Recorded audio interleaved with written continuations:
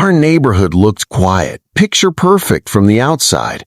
Neatly trimmed lawns, kids riding their bikes, neighbors smiling and waving at each other. But behind that peaceful image, something was happening that felt straight out of a crime drama. And at the center of it all, two sisters. Everyone thought of them as model neighbors, always smiling, always volunteering, always pretending to be helpful. But late at night, when most people were asleep, their real faces showed. I remember one night clearly. I was standing on my porch when I heard the rumble of truck engines.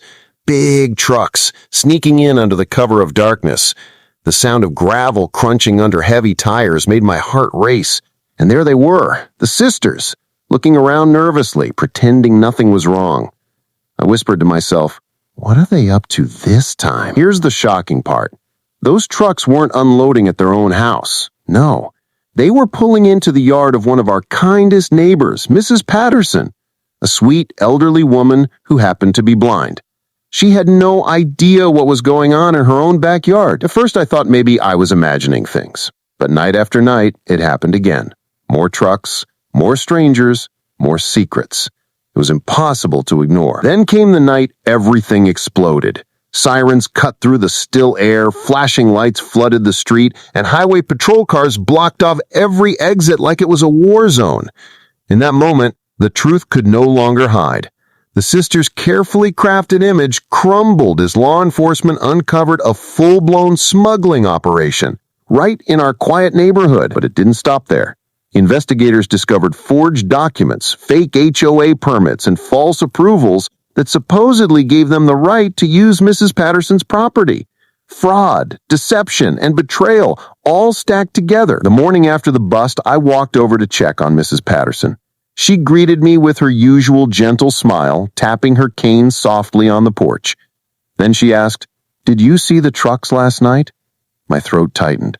How could I explain that her own home had been turned into a crime scene by people she trusted? The news broke the next day, and our entire town was in shock. The courtroom filled quickly when the trial began.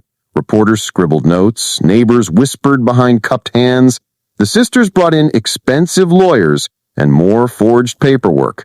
But when the judge saw the evidence, the truth was undeniable. The most powerful moment came when Mrs. Patterson testified. Her voice trembled but remained steady as she said, "I thought they were my friends. I never gave them permission to use my home like that." You could feel the weight of her words hitting everyone in the room. The judge declared all forged documents null and void.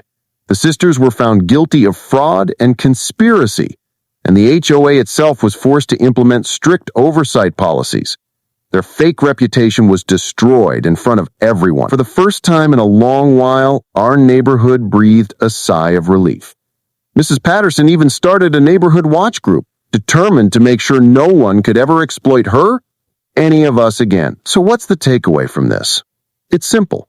Lies, fraud, and fake smiles might work for a while, but the truth has a way of clawing its way to the surface. And when it does, no one, no matter how powerful they think they are, is above the law. If you ever face someone like that, someone who abuses power, forges documents, or hides behind fake authority, don't back down. Stand up, speak out, because justice may take time, but when it arrives, it's worth every moment of fear and doubt.